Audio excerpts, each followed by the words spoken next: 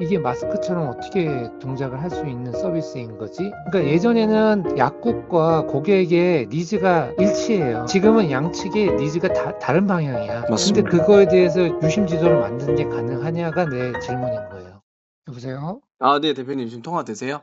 네, 지금 합시다. 네네네.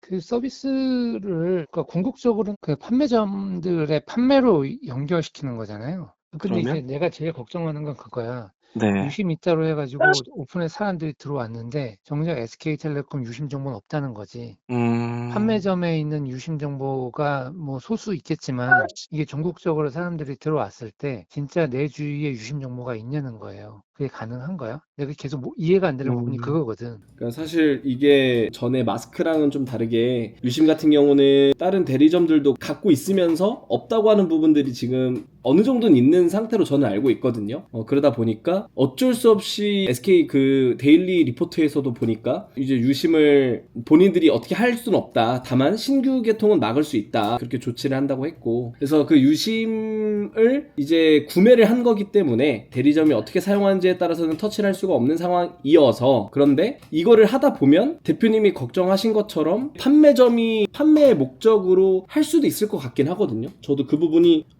이해는 됐어요. 이게 볼 수 지금 있겠다. 직영점들은 신규가 막혔지만 판매점들은 신규를 할 수 있잖아요.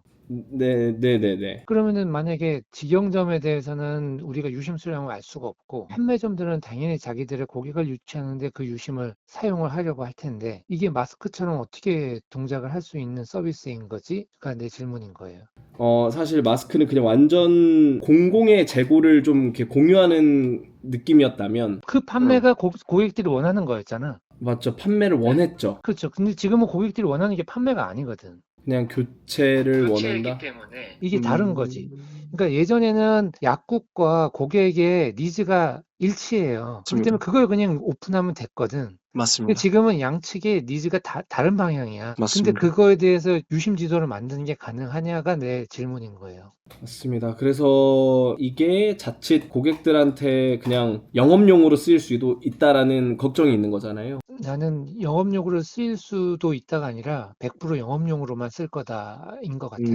그 사람들 입장에서 왜 유심을 교체를 해주지? 대표님, 여기서 이렇게 유심 신청이 들어오면 오토콜을 연결을 해가지고 전화를 하면 안 되나? 오토콜에서 매장으로 전화하면 뭐 어떻게 하게? 그러니까 이게 그 매장에 도움이 되는 일이냐고요. 맞습니다. 마스크하고 다르다니까? 맞네.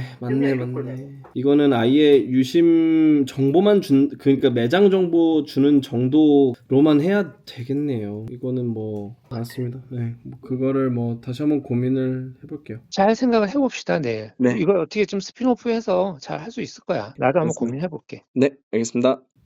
맞네.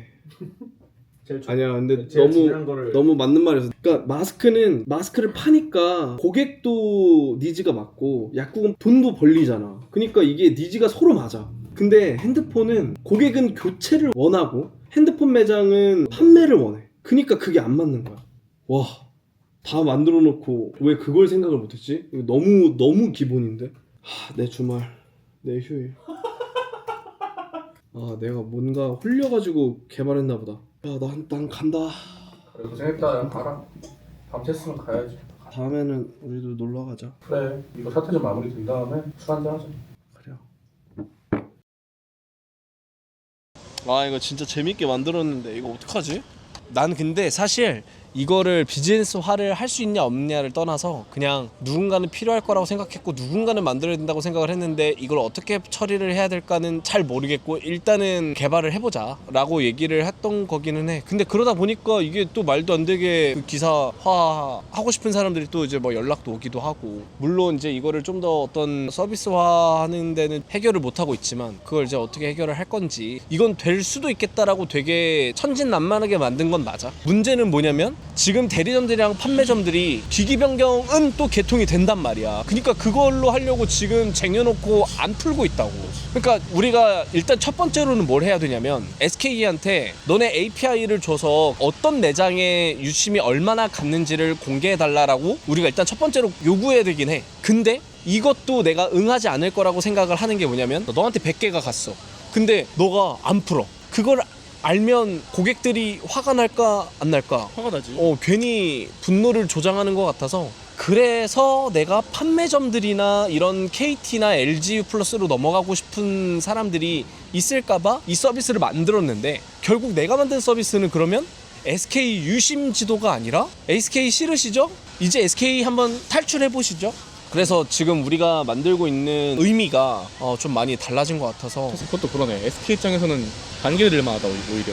그치. 내가 왜 해줘 니들한테 그거를 무슨 이익이 되겠다고. 절대 이익될 게 없어. 솔직히 말해서 지금 SKT에서도 내가 아는 지인들한테 물어보니까 예약하는 시스템이 있는데 그 예약하는 시스템에 자기네들이 연동이 안 돼 있대. 그래서 사람들이 일단은 예약도 해놓고 유심 보호 서비스도 걸어놨는데 정작 대리점들은 몰라. 그러니까 SKT 자체 내에서 만든 것도 연동이 안 돼 있는데 괜히 우리가 만들면은 또 어떤 혼란을 일으키지 않을까라는 생각이 좀 있고.